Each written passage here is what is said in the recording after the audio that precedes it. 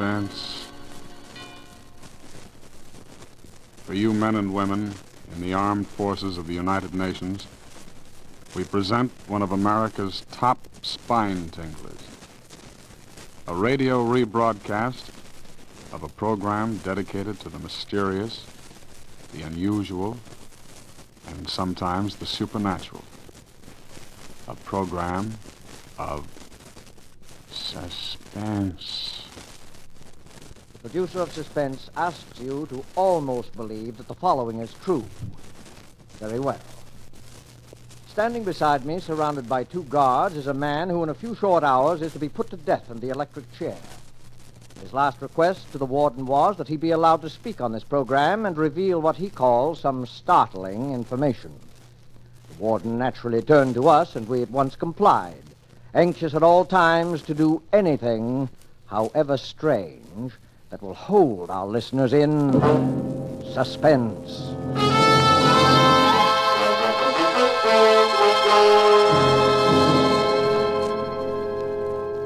All right. Ladies and gentlemen, I'm speaking correctly? Yes, right here, sir. Thank you. Ladies and gentlemen, this broadcast will never be completed. I'm going to tell you a story. The story involves a number of famous and influential people here as well as abroad. These people have received warning from me, and I am sure all of them are making it a point to listen to me now.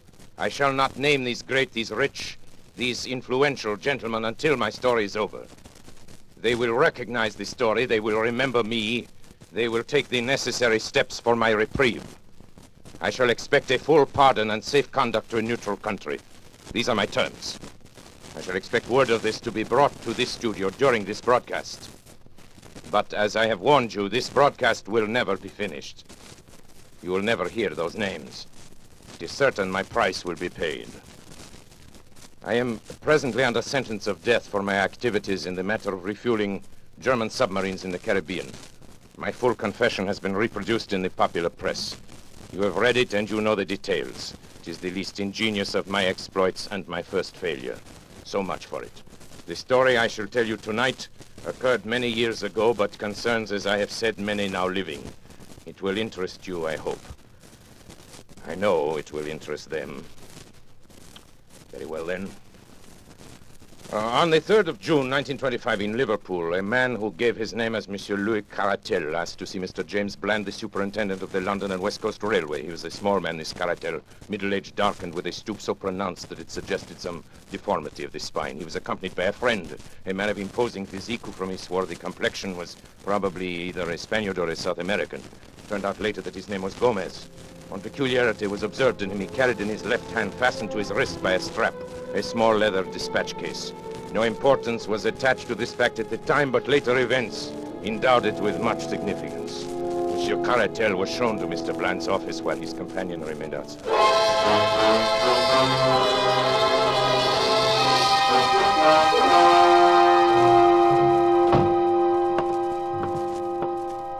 How do you do, monsieur? My name is Louis Caratel. Yes, sir.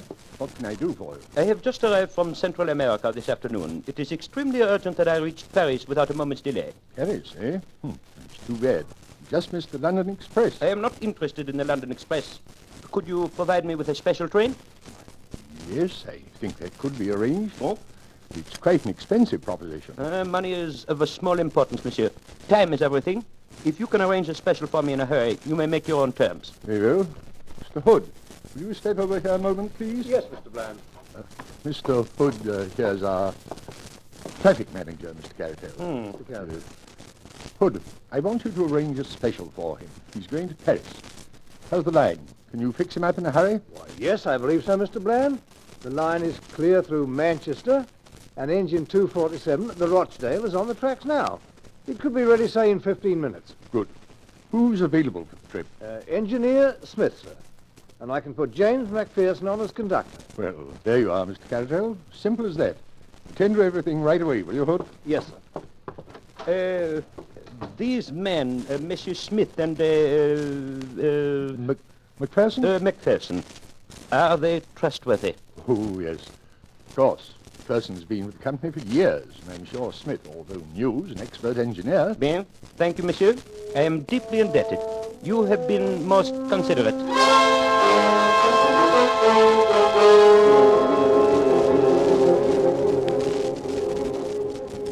4:31 exactly by the station clock, the special train with Caratel and Gomez steamed out of the Liverpool station.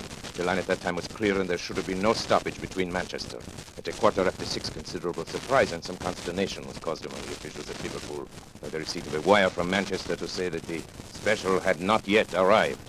An inquiry directed at once to St. Helens, which is a third of the way between the two cities, elicited the following reply. To James Bland, Superintendent, Liverpool. Special passed here at 4:52. Well up to time. Dowser, St. Helens. The wire was received at 6:40. At 6:50, a second message was received from Manchester. No sign of special as advised by you. And then, 10 minutes later, a third, more bewildering. Presume some mistake is proposed running of special. Local train from St. Helens, time to follow it, has just arrived and has seen nothing of it. Kindly wire advices. Manchester. The matter was assuming a most amazing aspect. Although in some respects the last telegram was a relief to the authorities at Liverpool. If an accident had occurred to the special, it seemed hardly possible that the local train could have passed down the same line without observing it. And yet, what was the alternative? Where could the train be? A telegram was dispatched to each of the stations between St. Helens and Manchester, and the superintendent and his traffic manager waited in the utmost suspense at the instrument for the series of replies.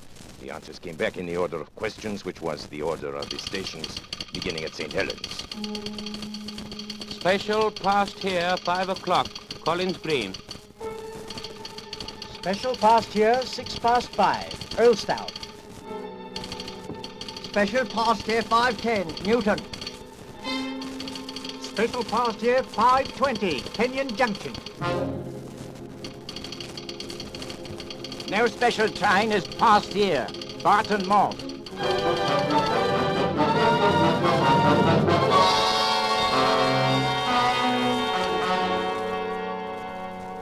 Hood, this is unique in my 30 years of experience. I can't understand it, Mr. Bland. The special has gone wrong between Kenyon Junction and Barton Moss. And yet there's no siding between the two stations.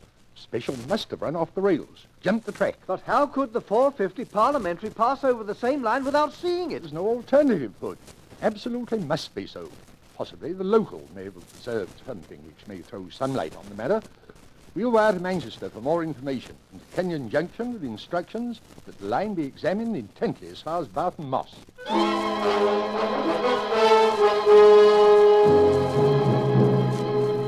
The answer from Manchester came within a few minutes. No news of missing special. Driver and guard of local train positive no accident between Kenyon Junction and Barton Moss. Line quite clear and no sign of anything unusual. Manchester.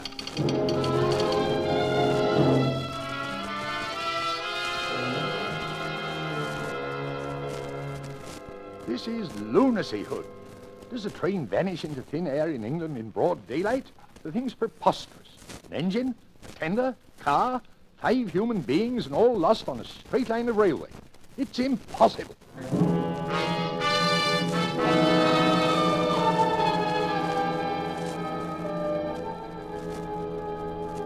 A month elapsed, during which both the police and the company prosecuted their inquiries without the slightest success.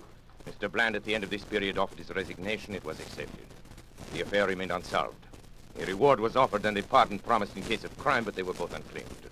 Every day the public opened their papers with the conviction that so grotesque a mystery would at last be solved, but week after week passed by, and a solution remained as far off as ever. Then a new and most unexpected incident occurred. This was nothing less than the receipt by Mrs. McPherson of a letter from her husband, James McPherson, who had been conductor of the missing train. The letter, which was dated July 5, 1925, was posted from Mozambique, Portuguese East Africa, and came to hand upon the July 14th. My dear wife, I've been thinking a great deal, and I find it very hard to give you up. I try to fight against it, but it will always come back to me. I send you some money, which will change into 20 English pounds. This should be enough to bring you here. Things are very difficult with me at present, and I'm not very happy, finding it so hard to give you up. So no more at present. From your loving husband, James McPherson.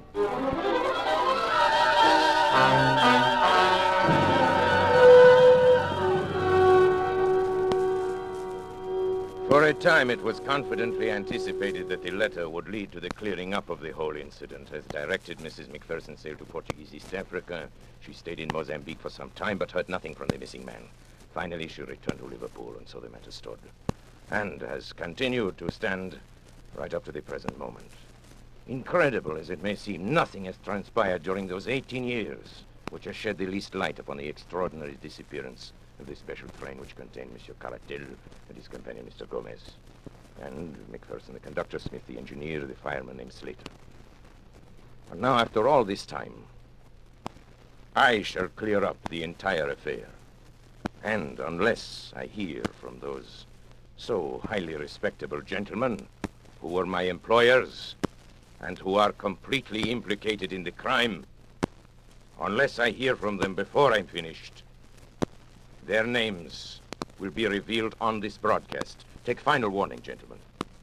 You know I mean what I say. If you are smart, you are at this moment arranging my reprieve. I must remind you, time is short. You have just 6 minutes. Now, for the interest of my other listeners, I shall resume the story of the lost special. In a word, there was a famous trial in Paris in the year 1925, perhaps you recall it, in connection with a monstrous scandal in politics and finance. How monstrous that scandal was can never be known except by such confidential agents as myself. At stake were the honor and careers of many of the chief men of Europe and the United States. A secret committee was formed to manage the business. Some subscribed to the committee who hardly understood what were its objects, but others understood very well. They can rely upon it that I have not forgotten their names. Do you think I could forget your names, gentlemen? You pillars of the community, great, rich, respected, honorable men. Do you remember that day in May 1925? The fashionable country club, remember?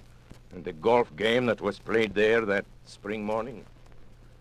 Ladies and gentlemen, that was the strangest golf game ever played in the history of the world.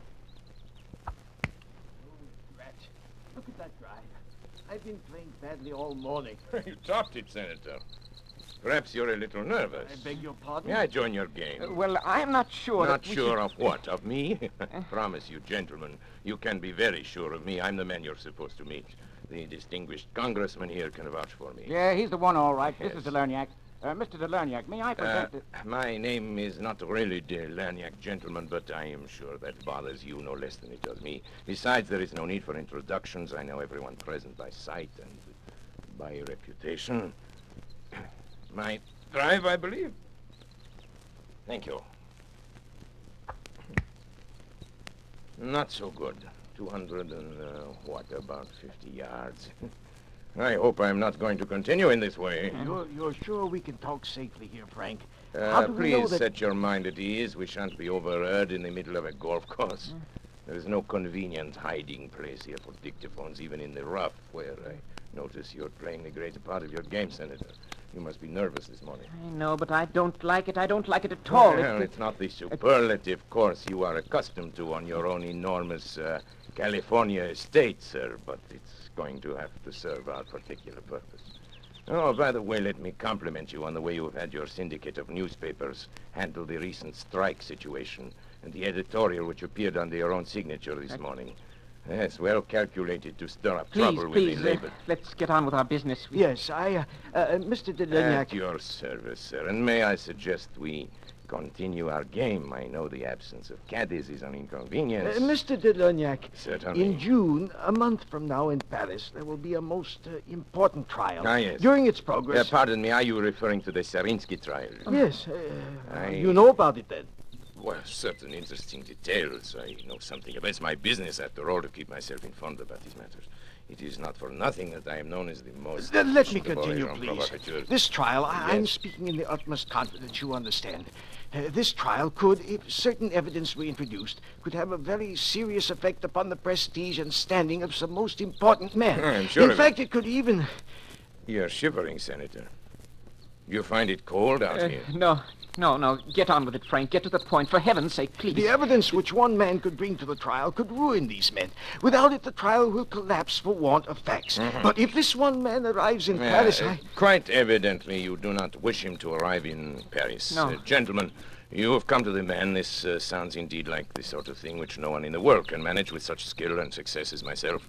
I must admit, however, that my services come rather high. Well, It's only natural, since there is only the one. money makes no difference. We have Relieved formed to a hear group, a committee, and we have the command of an unlimited amount of money. Absolutely Good. unlimited, Well, you we hear. will name people and places now. Who is the gentleman whose appearance in Paris would cause such regrettable embarrassment? his name is Caratal, Louis Caratal. He knows everything. He has papers, documents, all I the understand. evidence. Where is this Monsieur Caratel at Well, present? he's sailing from somewhere in Central America within the next few America. days. That much we know. Good. Central America. I have an excellent man down there in Central America. This Caratel, you know anything about him, his personal habits? No, very little. He's a small man, dark. He has a bodyguard, a great big bruiser named Lopez. Let me Gomez see, or from something Central like America, that would be the Americano Tropicano. No, but those are and my their, ships. You Trips all commence at Liverpool, I believe. That's where the ships dock, and our famous trial is to begin in 3 weeks.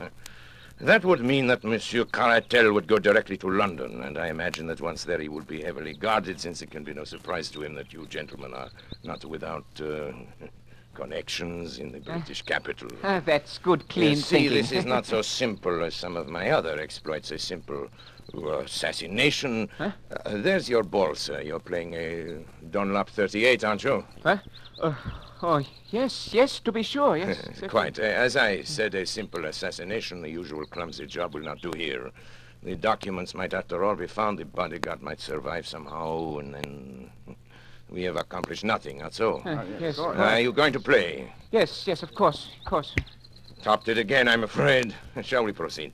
I already have 3 plans in my head, gentlemen. I have a plan for nailing him at the Central American port from which he embarks. I have a plan for his disposal aboard the ship. But in each of these cases, I, Delagnac, will be unable to be present, so there is the chance of failure. I will think of a 3rd plan, gentlemen. I shall sail immediately to Liverpool. On my way there, sitting on the deck in the May sunshine, I shall conceive my 3rd plan. It must be something special. Something very special. There I am. Is this your famous water hazard? Well, I think a number 7 iron will do it.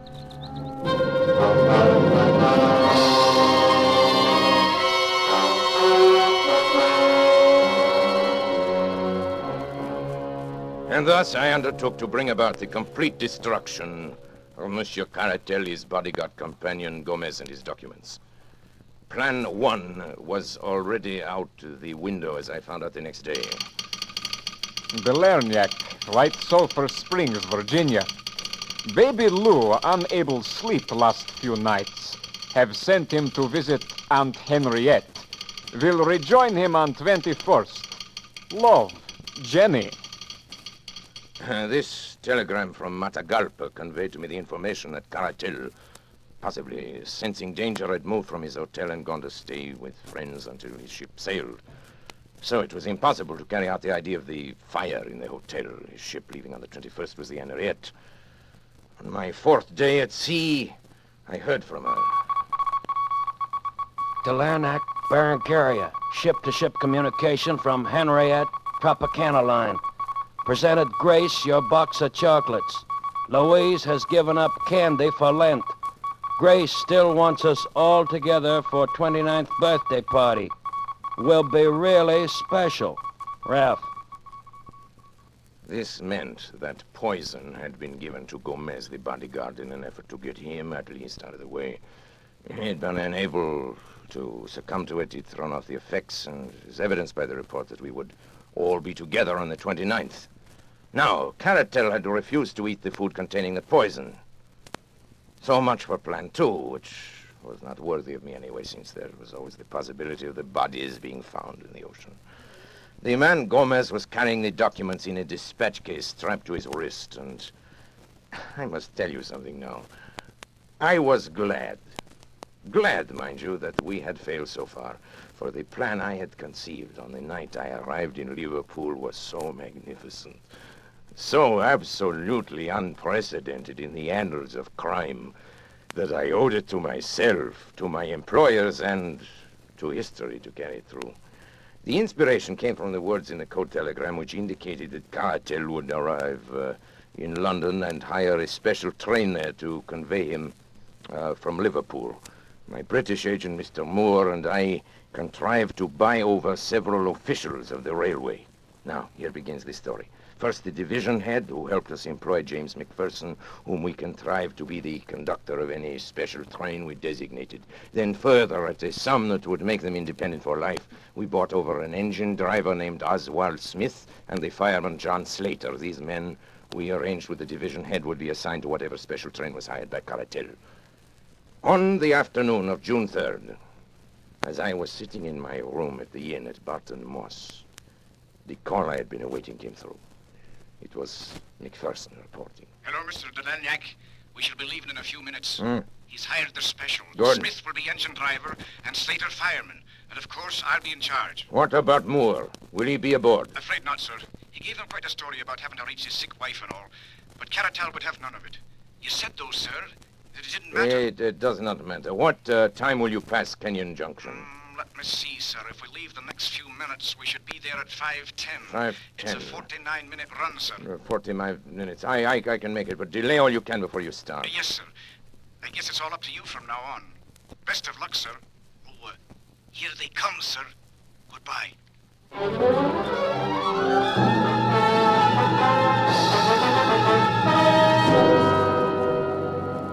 And now I went to work. Everything had been prepared for days before, and only the finishing touches were needed. The side track, just before Barton Moss, leading to the abandoned Heartsease mine, had once joined the main line, but it had been disconnected when the mine had been worked out some years before. We had only to replace a few rails to connect it once more. With my small but competent band of workers, we had everything ready well before the special arrived. When it did arrive, it ran off upon the small sideline so easily that the jolting of the switch points appears to have been entirely unnoticed by the two travelers. So, now I have our special train upon the small line which leads, or rather used to lead, to the abandoned mine. You will ask how it is that no one saw the train upon this unused line. I answer that along its entire length it runs through a deep cutting, and that unless someone had been on the edge of that cutting, he could not have seen it. There was someone on the edge of that cutting. I was there. And now I will tell you what I saw. The moment the train was fairly on the sideline, Smith slowed down the engine, and then having turned it on full speed ahead, he and McPherson with Slater, the fireman, sprang off before it was too late.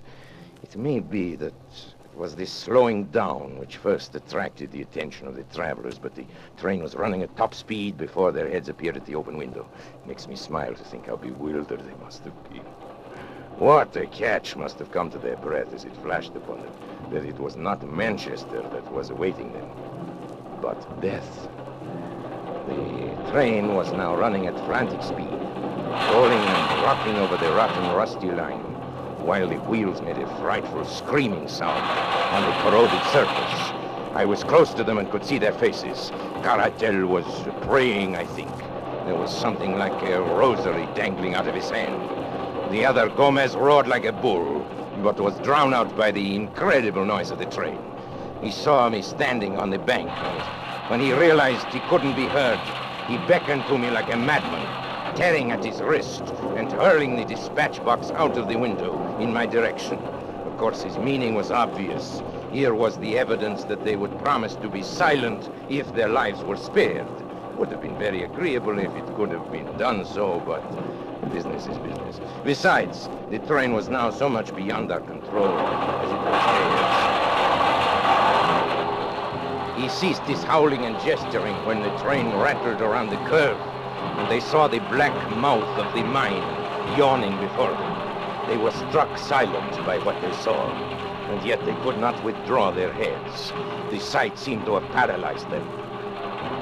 I had wondered how the train running at a great speed would take the pit, and I was much interested in watching it. One of my colleagues, who had joined me there thought it actually would jump it, and indeed it was not very far from doing so.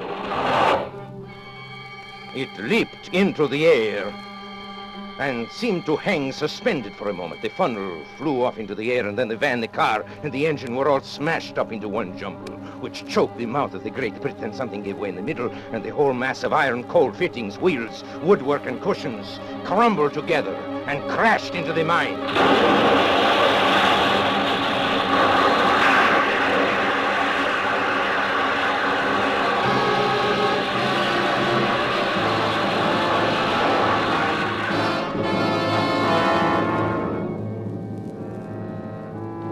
Was perfect. The deep muddy water standing in the bottom of the pit 200 feet below responded to the intense heat of the engine boilers. It hissed loudly and blew great bubbles of black mire into the air. At the same time, the walls of the pit, loosened by the impact of the train as it struck the opposite side, gave way, and a mighty avalanche of rock and dirt thundered down upon the wreckage of the train as it settled with a low, hissing sigh, and was covered forever by the mud and mire. The vapor hanging in the air shredded off into thin, small wisps, and all was quiet again in the Heartsease mine. And now, having carried out our plan so successfully, it remained only to leave no trace behind us. Our little band of workers at the other end had already ripped up the rails and disconnected the sideline, replacing everything as it had been before. We were equally busy at the mine. The lines which led to it were torn up and taken away. Then, without flurry but without delay, we all made our way out of the country, most of us to Paris, my English agent to Manchester, and Macpherson to East Africa. Word in passing about Macpherson, who was foolish enough to write to his wife and tell her to meet him in Mozambique. And naturally, we took steps to ensure that this meeting would never come about. I have sometimes thought it would be a kindness to write to Mrs. Macpherson and to assure her that there is no impediment to her marrying again. But of the lost special, let the English papers of that date tell how thoroughly we had done our work and how completely we had thrown the cleverest of their detectives off our track. You will remember that Gomez threw his bag of papers out of the window, and I need not say that I secured that bag and brought them to my employers. It may interest my employers now, however, to learn that out of that bag, I took one or two little papers as a souvenir of that occasion.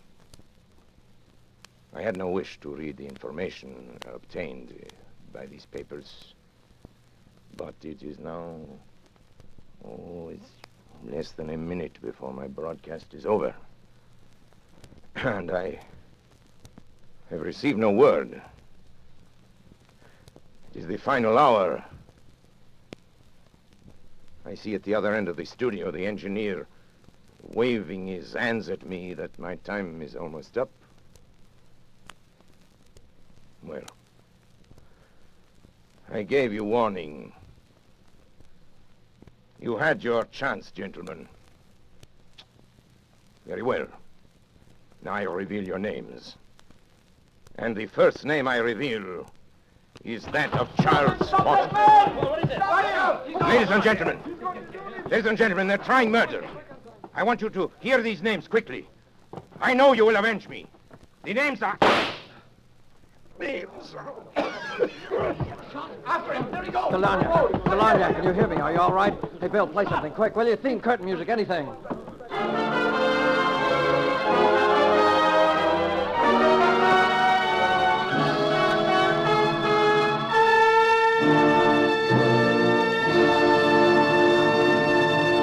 And so closes the Lost Special by Sir Arthur Conan Doyle, starring Orson Welles. Tonight's tale of Suspense. This rebroadcast of Suspense was produced in the United States of America.